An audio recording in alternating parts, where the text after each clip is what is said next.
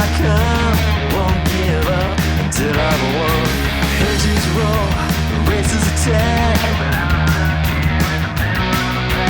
One wrong move, it's a blur, it's a flash. Metal on metal, earth split and crash. 140 mph. Speed and death are on the stage. Gather round, let it be a fireball. I'll be a fireball.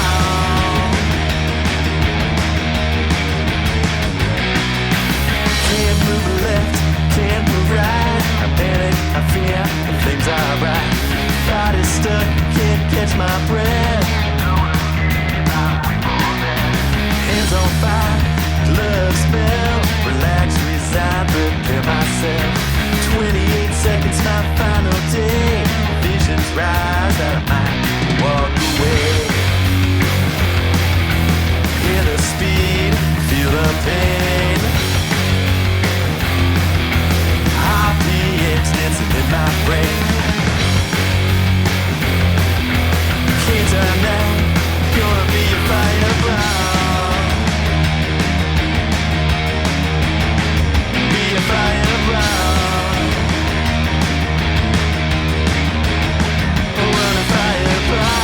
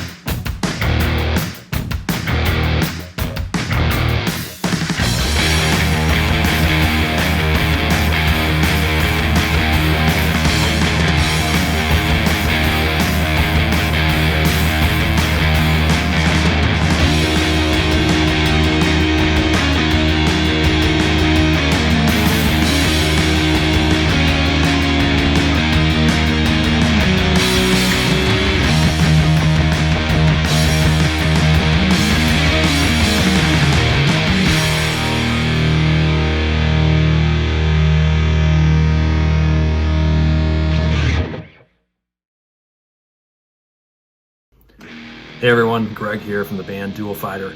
Our debut album, Mean Machines, comes out on March 25th, and it's filled with plenty of fuzz-powered guitar rock. You're going to love it.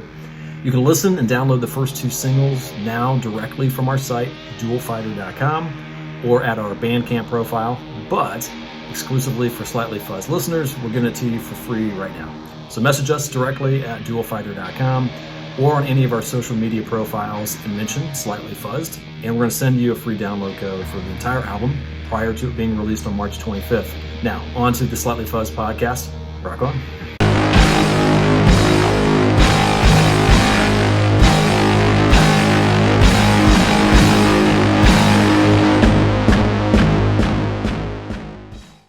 All right, Marco Berg, the head honcho at Majestic Mountain Records.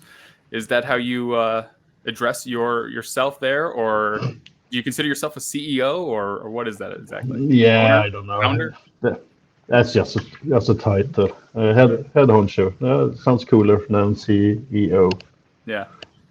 I don't know what warrants a CEO title. Can you just give anyone the CEO title? Do you have to have a certain amount of employees or anything? I don't know. It sounds cool. Yeah. I like head honcho. We'll go with Yes. head honcho. I'm all right with that. Well, thanks for being on the podcast, man. I'm a big fan of Majestic Mountain and all the bands you have on there and the things that you guys are doing. So I appreciate you coming on and hanging out for a little bit. Yeah, thanks for having me. So typically we chat a little bit, and then at the end we do a fun little segment. And I'm gonna flip it around today. Let's do the fun segment up at the top. Okay. So I have a segment that I'm calling First Impressions. And since you are the head honcho at a label, I'm going to show you some fictional bands. And you're going to tell me by your first impression alone, do you have any interest in signing them to your label? Okay. So the first one, Blind Forever, and their album is called Just Walked In on My Parents Having Sex. It's a hard pass, I think. Hard pass. Yeah, it sounds like an emo band or something. Could be. Yeah. Instrumental Masterpieces by Living Dead Toven. Yeah, it could be something. Great logo. Maybe a little interesting? Yeah, could be. Okay. All right. So we'll put that in the maybe category. Yes. This is actually a real band. It's called Shitfucker. Yeah. We pass on that one. Pass. Any reason? Any particular reason? Yeah. You don't have to have band names like that. Actually, doesn't help the band. Doesn't help the label. This one called Hot Boxer, and their album's called Behold Thy Fart. Yeah. I pass on that one. Seriously? Yeah. The Boys Next Door. Their albums definitely won't hurt you. No, it looks like what do we call Juggalos, or what do you call them? Could be signed. Maybe? Maybe. No. Yes. Okay. This one's called Hungry for Riffs, and the album's called Mastication. Yeah, sign them. Sign them? Yeah, everyone hungry for riffs. Nice. Planet Kill, Attack of the Booger Pickers. Yeah, sign them. Sign them. All right. Yes. All right. Here we go. Now we're on a roll. This one, I have no idea what they're called, but the album is called Covered in the Semen of Satan. Yeah, probably a hard pass then. You need to back check bands like that. Crop Duster, The Toxic Fart Apocalypse. Maybe. Maybe? Yes, maybe. All right. Let's see where we are here. All right, this is the last one. Yep. Full Beat. Damn it. This is my Achilles heel. I can't stand the band. Every band has got their fans. Not me, though. It's a hard pass. Hard pass. All right. I think we got a couple out of that. Yeah, sure. So what's your deal with Volbeat? I don't know. It's something with the music that makes me really turns me off. Really. So you're not a fan of Volbeat? No, never been. I've seen live by mistake sometimes, but yeah. By mistake. Yeah, on a festival, you see a lot of crap music on festivals. Yeah. Volbeat was definitely one of those. Yeah, someone told me that you were a huge fan of Volbeat. So I thought. Yeah, I know. I know. He's a bearded guy. Probably told you. All right. So let's talk about Majestic Mountain. Yeah, sure. Recently, I kind of turned Slightly Fuzzed into a label of sorts. I'm working with a couple bands trying to put some music out and some vinyl out. But to me, like, I don't exactly know what makes a label at this point, because it seems to be a little fuzzy. What actually makes you a label? It's almost like you're an investor into the band, or maybe a marketing person, or maybe a PR person, or maybe you are their manager. So I'm not exactly sure what makes a label. So how did you start Majestic Mountain, and what was your vision for it when you first started? Even maybe that's changed now, but like when you were first starting, what did you see happening with it? Were you looking to just get vinyl out? Were you trying to be like a manager? Were you trying to be everything to the bands, or what was your original goal with it? The original goal was just vinyl, actually. Vinyl. I'm a huge vinyl fan. I like the art form with the graphics, the sound, and when you listen to music like that, you're actively listening. You dropping the needle and you're listening to the whole album, or the side at least. You're not skipping songs like the digital medias. So it's important to have an album that have a great flow. Yeah. So there I started. Now I'm more a partner. Majestic is a partner with the bands. We work together. I help them with everything I can. Push them on the media, help them with PR, and so on. So those bands that are on the label, I hope they think they got me back. I'm backing them properly. When did you start Majestic Mountain originally? 2.5 years ago now. 2.5 years. Okay. I had a dream about starting a label a long time ago. I read about it as that you can get a lot of help from the underground labels about starting a label. Todd from Ripple, Robert from DHU Records, and so on. Everyone is very helpful. So I had Jad Schickler on here from Blues Funeral. And I talked to him a little bit. And I've had Shane McConnell from the Dregs Records, which is a smaller label, and kind of combining what they said about it and that knowledge they shared. I was like, so I guess you don't have to be, this like Geffen sized like label. Like you're kind of just there to support bands, right? I mean, you're like Shane. I think said that he was the sugar daddy to some of these bands, basically. yeah. Sugar daddy is a good word. Yeah, I'm a fan of the bands, so I'm working because I love the music. It's not. I don't see any money. I don't see the band as money bags or anything like that. It's. I like them to succeed. Then I know we've done a great job at Majestic if they've been seen and the fan base grows. They sell their merch, they sell their vinyl. That makes me happy. Yeah. So. Who was the first band that you signed to Majestic? That was actually St. Karloff. Oh yeah. Yes. St. Karloff is the reason I started the label. Actually, How did that come about? Yeah, I have talked quite a lot with Ole, the late and great Ole Sletner. We had always had quite a good conversations on social media. They have just recorded a demo of Interstellar Voodoo, and I said that I might start a label.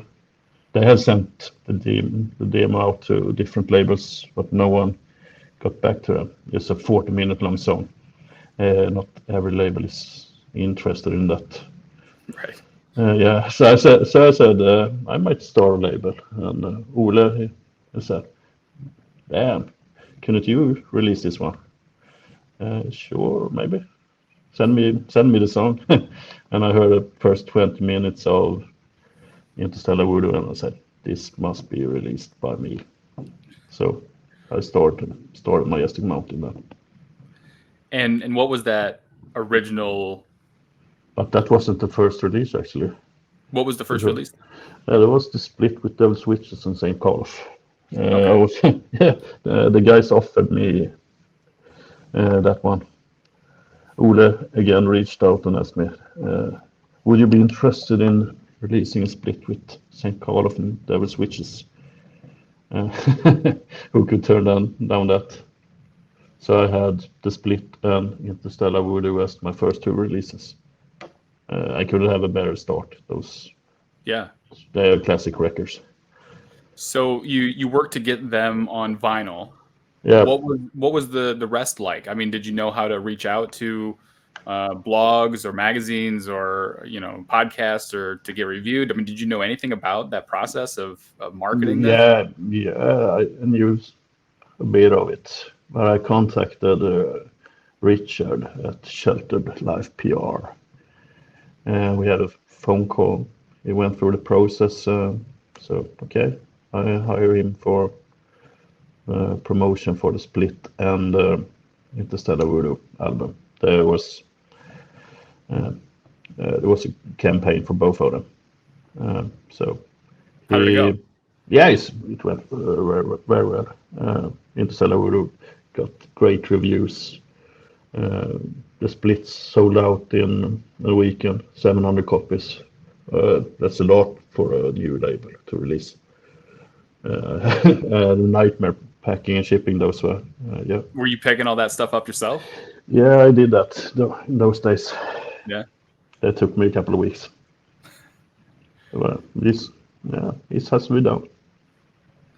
Did you know anything about the thing that I'm kind of running into now is like this music is so international and a lot of the presence is online, so they don't see like any borders between it. The fans don't really see any borders between it. So how did it go, like shipping it to other countries or to the US or figuring out some of the exchange rates and that kind of stuff?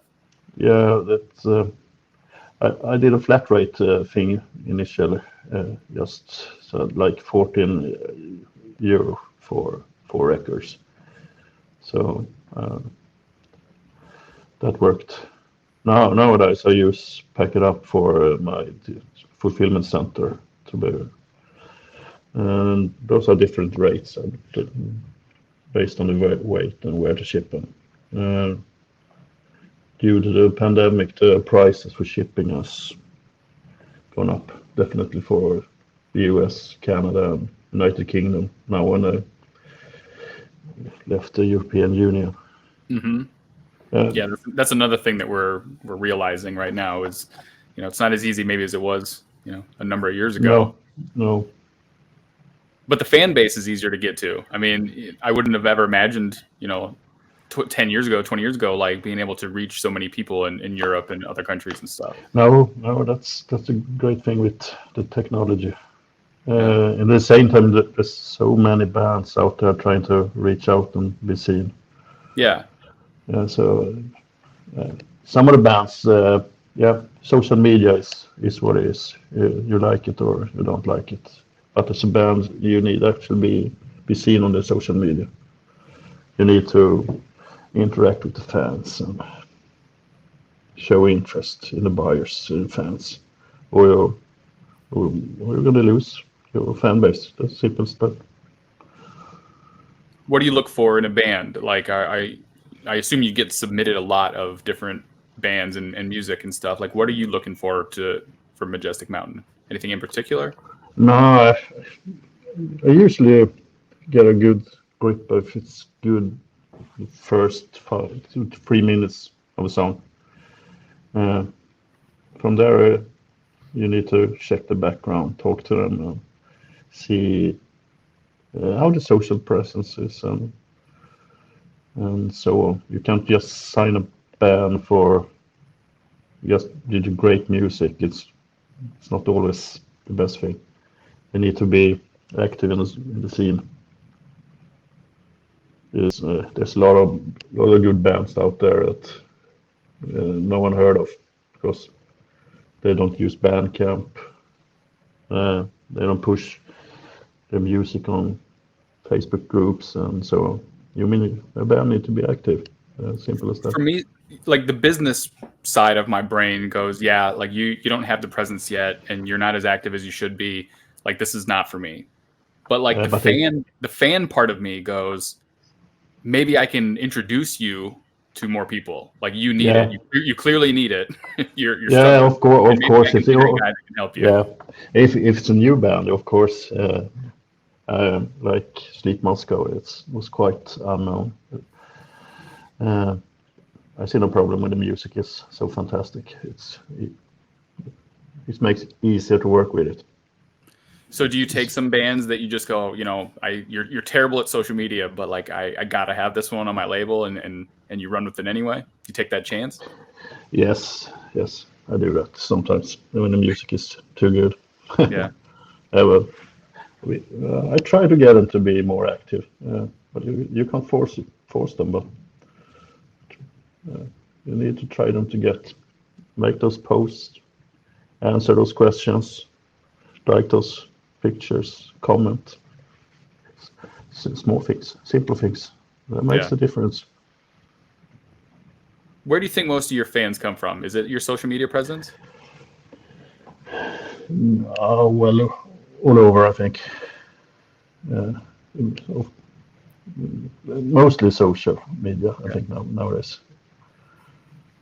But people in Sweden, I met most of the people at concerts in Sweden. Sweden's not that big, and the stoner doom scene it's not huge in Sweden. So. What about truck fighters? Aren't they from Sweden? Yeah, they're from Örebro, but that's out of my league. I think. Well, I haven't seen them live actually, so I hopefully can catch them live sometimes. Yeah. I've seen them twice live. It's awesome. They're one of the few bands that actually do travel to the U.S. occasionally. A lot of the bands that I like are not in the U.S., and they don't travel here too often. It's difficult, understandably. But truck fighters, it's difficult and it's quite expensive. So you need to be a band like Monolord and Truck Fighter size to afford it and have a big tour over there. The visa costs so much to get. As a label, do you get involved in any of these bands' tours and shows and stuff, or is that just somebody else? No, I try to help where it's possible to get bands on festival shows and so on. Vesper, she's based in Oslo. She's very good at that, handling shows, booking shows, that kind of things. She's the one that runs the Majestic Fest for me in Oslo now, prepares everything. So you must feel like a little bit like a band manager or more than just a regular people at times, because like I said, that's kind of what I'm running into now is like I want them to sell these records that I'm helping with so much that like I find myself reaching out to people and trying to share it and get them in front of people. So it's like I'm sure that's someone else's job. I'm sure that there's a manager or a PR person that handles that. And I'm like, getting in the way maybe, but also I care and I want it to succeed. So I feel like I should. Yes, exactly. If you care, you help out with every issues. Yeah, if you're a band on Majestic Mountain, we work as partners. We do it together, every detail. Try to get them to grow the fan base. I've been approached by a few bands recently asking if I'd like to kind of like partner with them and another label like in Europe or something, because I would be like their US label. And part of me, like I'm kind of unsure about that. Have you been approached with something similar, like with the US label? Yes. And it feels weird to me because, like I said, part of me like cares about it, and I want them to like just sign to Slightly Fuzzed, and like I manage this and I help and I invest and I do all these things. I don't want to like share some of that, but I don't know if that's the right way to think about it. Like, does that make sense? That I'm not quite comfortable sharing that yet, or maybe it's just a good business investment, and I can throw some money in and get some money back and just. That's it. Yeah. You're splitting the risks if there are any. Otherwise, I'm doing some co-releases, mostly with Osmio Records, and I did the one with Gerd Schickler with Blues Funeral. But I know Mats from Osmio Records, so he's very easy to work with. So it comes naturally when we find a band to release together. But releasing something with a label in US, no, I don't see that coming. We did that with Blues Funeral. I usually prefer to release it myself, actually. Yeah. Majestic. So if you do then release it on your own, how do you manage shipping to the US and places like that? I work with or Cosmic Peller is sells my releases, or I also got MVD that distros in US for distribution out to other record stores. Okay. So that's not an issue, and I have quite good price for shipping from Europe to US also with tracking, so that works too. Now it's a little bit expensive now this year, but is this all stuff you kind of had to figure out as you went along? yes, Or I mean, yeah.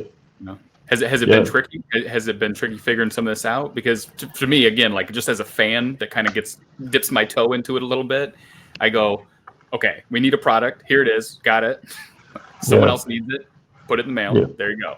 And aside from that, like, I'm not a business person. I don't know the financial side. I don't even know the tax side of it. And, did you find yourself struggling to keep up with some of that stuff, or did you have a good person to bounce this stuff off of? Or I have a lot of people to bounce questions around with. In the beginning, there was a lot of questions. I need to learn how the distros work. I actually did a record store release, and I need to learn how to set up a release for different countries and so on to reach to the retail stores. Yad from Blue Sumo helped me a lot.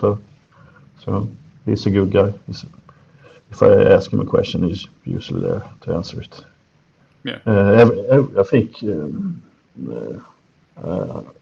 almost every guy that runs an independent label in this heavy underground scene, they are very helpful with everything.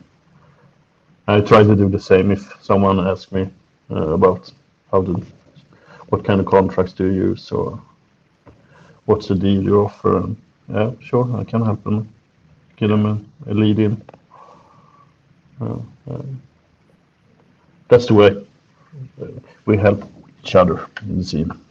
Yeah, it does seem like it's been a pretty positive experience so far in the scene, and everyone seems to be pretty helpful and willing to help and stuff, which is nice. Yeah, there's no need for drama. Yeah. What's the best advice that you got from any of these people, or what's something that you've learned that was a big moment when you learned it? Oh, what could that be?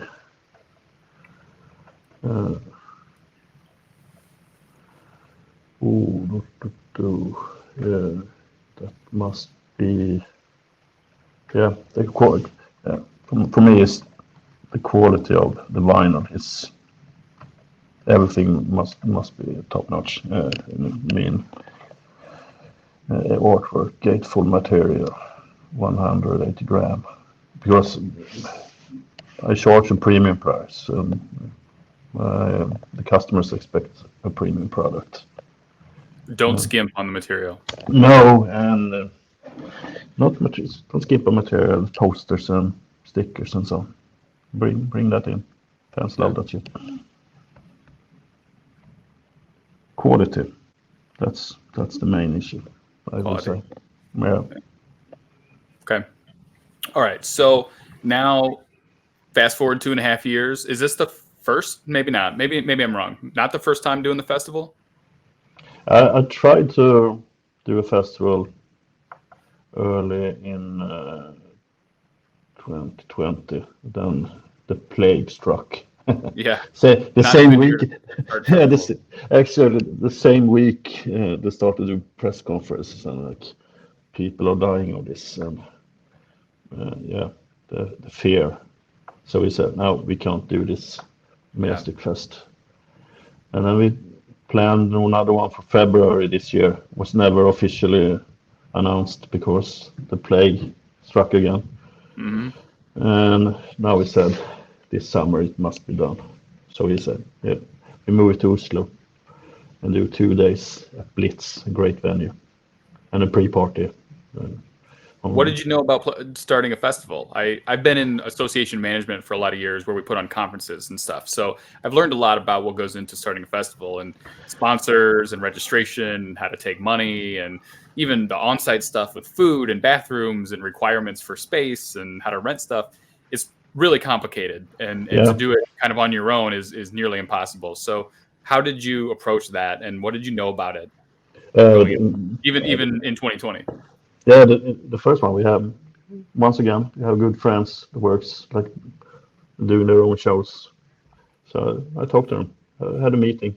You need to do this, book, prepare for hotels, food, rent this, you can use this ticket service.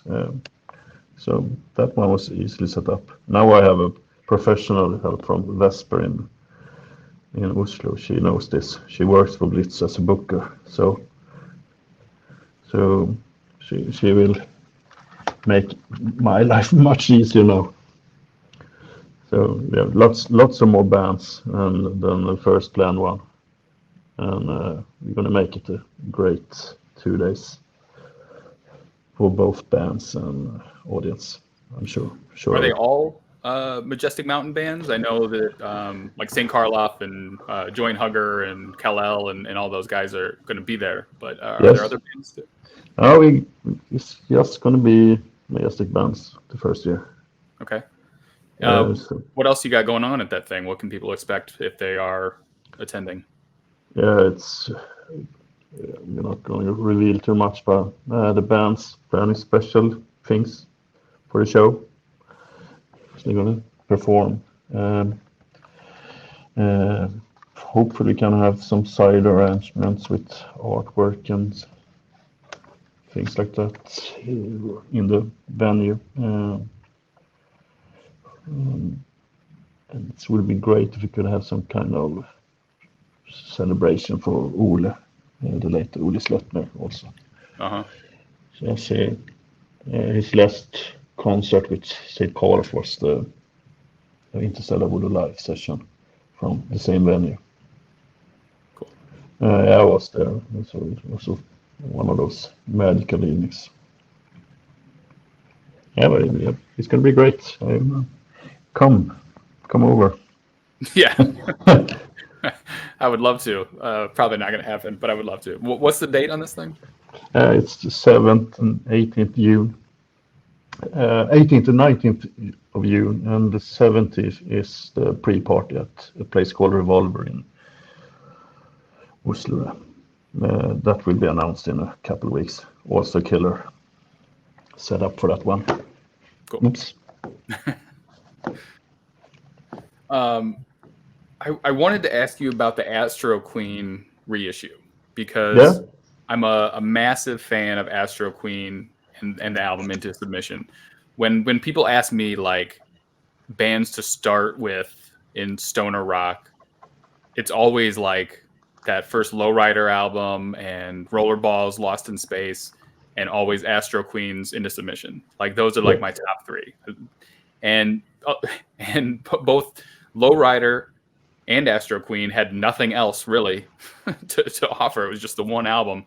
And even Rollerball, really, they had a couple more albums after that, but they felt a little different. I've always gone back to Lost in Space. But anyway, Astroqueen has been silent for quite some time. Lowrider made a comeback in 2020, but Astroqueen has remained quiet. Where did this come from? Was this your idea or was this their idea? Yeah. As a huge Astroqueen fan, so I've been on the band and singer Donnie Lange. I've been on him all the time. You need to release this on vinyl. I want to release this on vinyl. I must release this on vinyl. Okay. Let's do it. Let's do it. Let's add a bonus song. Yeah, of course we do that. That's only for vinyl. It's called Catapult. So, as I said, I'm a huge fan of Astroqueen. I actually prefer Astroqueen if you compare to Lowrider. And the debut, the era, O to IO. It's Astroqueen is far better in my world. Yeah, Into Submission is amazing. It's a great album. If anyone listening has not checked out Into Submission, I recommend it to everybody. And it's really, really cool that you're putting it out on vinyl now, and it looks great. It's like the red, white, and blue splatter. Yeah, looks awesome. Okay. 6 copies left. So if you're listening, so wow, time to buy. Awesome. Yeah. So I don't know that I've heard any of their other like side projects. I know that some of those guys in the band like went on to do other things. Do you know anything about those? Have you heard some of them? Yeah, Donnie Lange, Reissue, he was a singer in Cripple Black Phoenix for a while. He has his side project Ice, and now he and Jonas Stålhammar, electric hydra and a guitarist from At the Gates, they started a new band, Venus Principle. That album will be huge, I think. Is it in the same kind of vein as Astroqueen, or totally different? No, totally different. Yeah, that's what I thought. More prog rock metal thing. You can, I think they're gonna release a single any day now, a video for it, for the first single. That would so be. You must be in pretty close contact with Astroqueen still. What are their future plans? Can you reveal anything, or do you know anything, or have they said anything? I can't reveal anything. So there must be something to. Yeah, they've been their rehearsal room, at least. That I can say.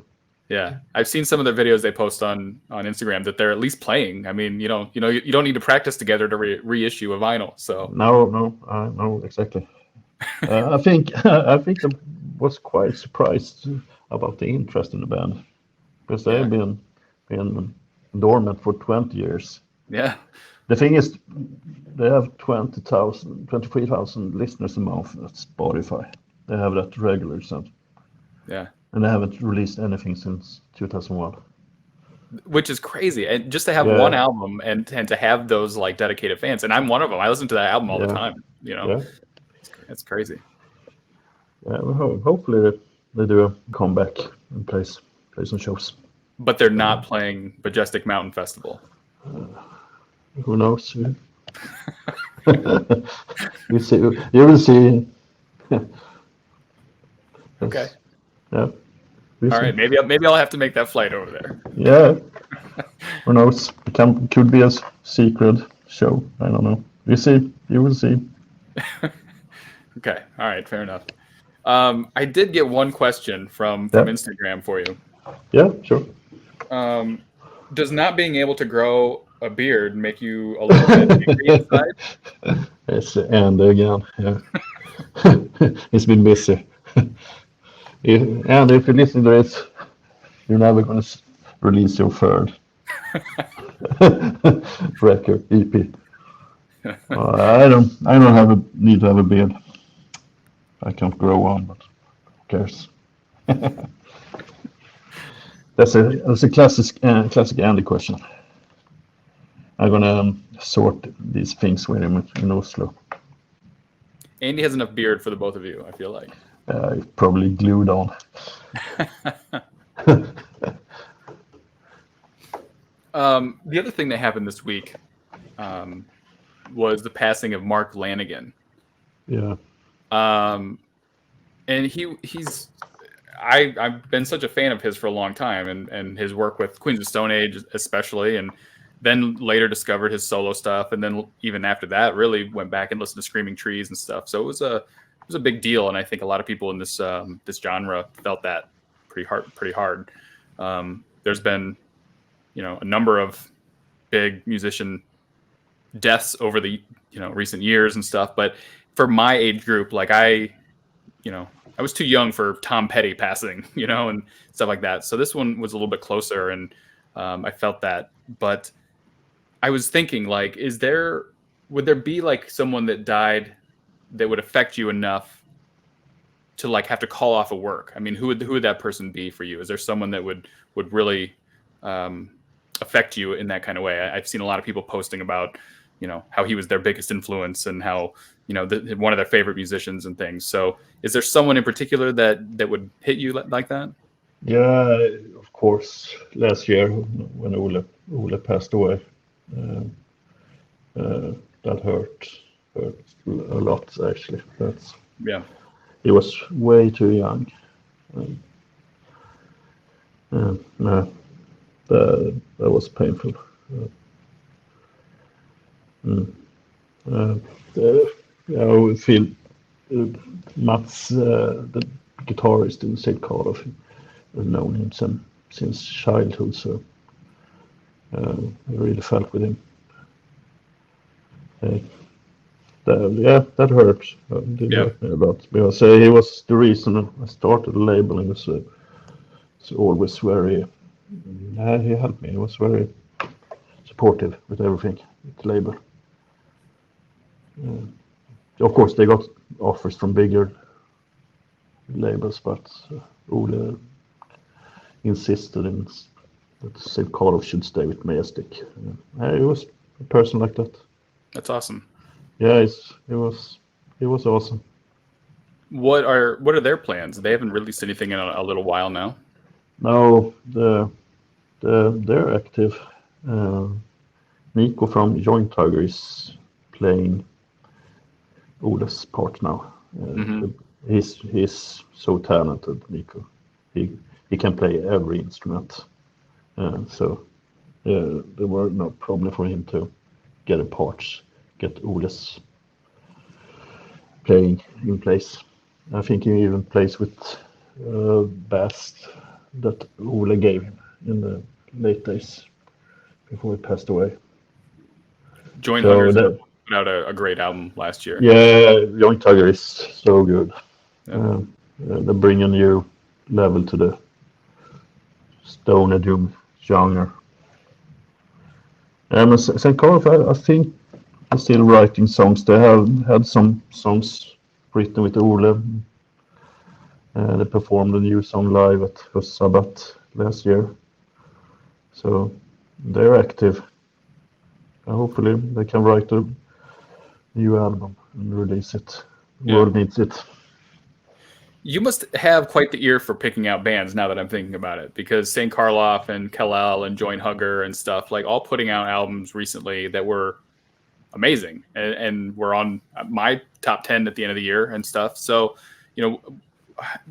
what is it about some of these things that you are able to pick out and say, sure, let's put some music out, and knowing which bands to turn away? Yeah. What could that be? As I said earlier, you can usually hear it in the first 3-4 minutes or song if this is something that hits you. For example, when I got the demo from the Raken, also a Norwegian band, it was enough with one minute. I sent a reply to the band. I need to work with you. So. You get this feeling when it's this is good. Yeah. I don't know what to call it. Are you still looking for more bands? Yes. Always. I'm always, sure always open to it, but you've been pretty busy. I'm just wondering if there was still I have a backlog I need to work through now. So so signing a new band is no priority at the moment, but who knows? Yeah, are you at the point with any of these bands where you offer any insight or opinion when they send you the music? Do you go, that part there, I don't know, maybe you should, do you offer any of your insight into that? I try to stay away from that kind of stuff, actually. I believe in creative freedom usually. I mean, you hear stories of all these bands that are signed to like big labels, right? And they go, well, the record label didn't like this, so we had to redo it, or they wanted to release this one as a single instead of this one. And I mean, obviously, with smaller labels, it's not quite the same, but is there any of that where you go, listen, guys, this isn't cutting the mark, this isn't hitting the mark. You need to go back and no, not at all, actually. Yeah. No. If I like them when we work together, it's I never push them to change anything. What about like artwork or anything? Do you ever offer your 2 cents on artwork? Yeah, sometimes I could do that actually. Yes, and when the artwork is not really representative of the music, I could say that we could change something. Yeah. But usually do they bands listen? Do they push back or do they listen? okay, sometimes they push back, of course. And we always have a dialogue with issues like that. Yeah. Yeah. Yeah, but new good music. I try to listen as much as I can. The bar has recent standards been much higher now, so bands need to step up the submissions part also. It's one thing that disturbs me is when you send a direct message on social media. Don't do that. That is not a shortcut to get my attention. Do a proper submission from our website. Write the background, why you should sign to Majestic. That's the way to do it. Get our interest. Todd from Ripple just had a good video today that he shared about how to submit to him, and he was like, I get emails all the time and people that send links and everything, and he read a letter from AWAS had submitted something, and they went into what makes a good letter, and it's how to approach different labels, and I kind of talked about this with Jad Schickler when he was on too, about like I get people send me stuff, and sometimes they just send like a link in like an Instagram message and don't even say anything. They don't even say hi or anything. And I'm like, no. What is this? But I'm sure you get plenty of everything. I'm sure you get emails and messages all the time. Yes. It happens all the time. Yeah. The best submission must be an old Horntooth, actually. They did a video also. That was pure magic. Caught your eye? You doing that? Yeah, of course. They put around lots of hours to make it. Yeah. Yeah, but at the same time, they're a great band. So that was just a bonus. They will also play at the Majestic Fest in Oslo. How often do you approach a band and ask them to put music out? That doesn't happen that often, actually. It's Astroqueen. I also, of course, interested of to release the vinyl. There is a Swedish band that's unannounced that I was big fan of so many years, and finally they recorded an album. So we at Majestic going to release. What more? No, those two, as I can remember at the moment. Oh, but it does happen. Okay. It happens. Yeah. You get turned down also. It happens. Well, I think that's really all I have for you. I appreciate you coming on and talking about Majestic and the festival and some of the background on some of this stuff. Is there anything else that you want to tell anyone about or plug aside from obviously the festival and the great bands on Majestic that have music out and all that kind of stuff? Yeah, keep on supporting the scene. Buying merch, vinyl. Bands need it now after the pandemic. Small things like that. Patches, everything. Comment on the posts. Yeah, be active and see. Sorry again. Just be active. Be supportive. Okay. All right, I appreciate your time, man. It was great talking to you, and I'm a big fan of your label. So thank you. Stay in touch, man. Yeah, thank you for having me.